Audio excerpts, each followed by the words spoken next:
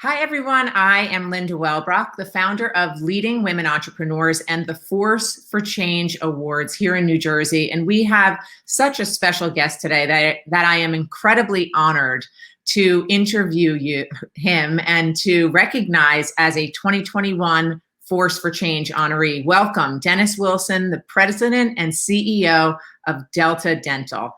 Thank you, Dennis. Welcome. Well, thank you, Linda. And it is my honor and privilege to be here and to be one of the recipients of the Force for Change Award, and appreciate the opportunity and getting to know you and your organization a bit better. Well, thank you. So let's start, Dennis, with telling our viewers exactly what the mission is of Delta Dental and what services you provide. That's great. Happy to do so, Linda. So our mission is to provide oral health and dental benefits to as many New Jerseyan and Connecticut residents. We operate in two states as possible, and we do so through our being an insurer, a Delta Dental benefits management company. We also operate a foundation. So all told, we cover about 1.7 million individuals across our two states and over 1 million people in New Jersey for oral health benefits. That's incredible to hear just how widespread your mission is and so important. We're talking about healthcare, especially during challenging times like this pandemic. So why is it important that empathy to struggling members of the community is recognized and acted upon by Delta Dental? You know, as a company that's been founded in the state, we're 51 years young and have operated in New Jersey. We're a New Jersey company. All of our operations largely are based here. Of our 300 employees, over 280 live and work in New Jersey. We've been a part of the fabric of the community and owe so much to the community. So while it's important to have empathy, it's even more important to take action. Let's walk the walk here. And it's our responsibility to be good corporate citizens, to do the things that Delta Dental has done for much of its history. For example, through our foundation over the years, we've given about $21 million to disadvantaged youth, seniors, and individuals with developmental disabilities, and most recently to veterans in need of access and oral health benefits. We're also a very proud sponsor and have celebrated our 31st year as being such with Special Olympics New Jersey. You know, those Special Olympians, those athletes that make a contribution to their own advancement and well-being, as well as to the greater good of New Jersey, we've supported for all that time. So without a pandemic, that's what we do. And with a pandemic, we just do it more. We've pushed harder on the accelerator to become a better corporate citizen. And I think everyone that does business in New Jersey owes it to the state to do so.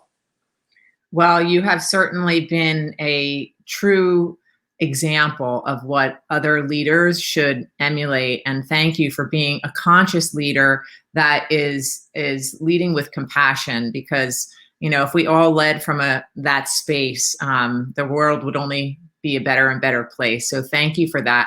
And I wonder, speaking about leadership, you have done so many things to support the community. Was there someone that inspired you, and did you have a mentor that led you down this path to be so philanthropic? So I actually have two mentors, if you'll allow me that. And my two mentors were my mother and my father.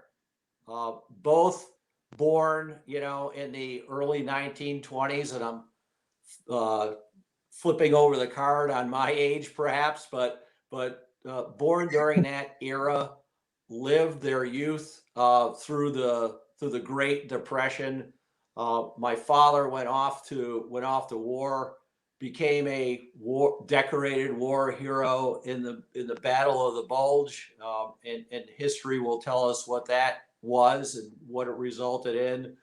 And really, are responsible for me um, having the fabric, having the ethics, having the morals and work ethic that it took to really understand and have compassion for others rather than just oneself. My mom was a working mom. I lost my dad at age 13. So she became a single working mom who then 4 months later, after losing my father, lost her own mother. Mm. So she just remained so stoic and was a rock in my life and a guide to me. So I owe it to my parents, quite frankly, and so far no one's been able to measure up to that. That is so beautifully said. And there's never a more powerful teacher than your own mother and father. And it's so nice when you can, look back and really give them the true credit that they deserve. And, thank you for sharing that with us. So last question, is there anyone in your business world that continues to inspire you? Or where do you, outside of the business world, look for inspiration? I have the highest regard and get inspiration from all those that give back, all those that serve on not-for-profit boards, all those that serve on their township committees on a volunteer basis, and all those volunteers that give of themselves to their communities for whatever cause, a broad spectrum of initiatives and causes. I have the highest respect for those individuals that give back many times without recognition, always without remuneration, and certainly in a compassionate and involved way. Yeah, I mean, there's absolutely so many people that are doing remarkable things that go unnoticed. And you said it best, right? And there's so many volunteers in the community, and oftentimes they're working so hard. And hopefully, an interview like this will remind them that they are being thanked, and that there is a lot of gratitude out there for making our communities and our state and our world a better place.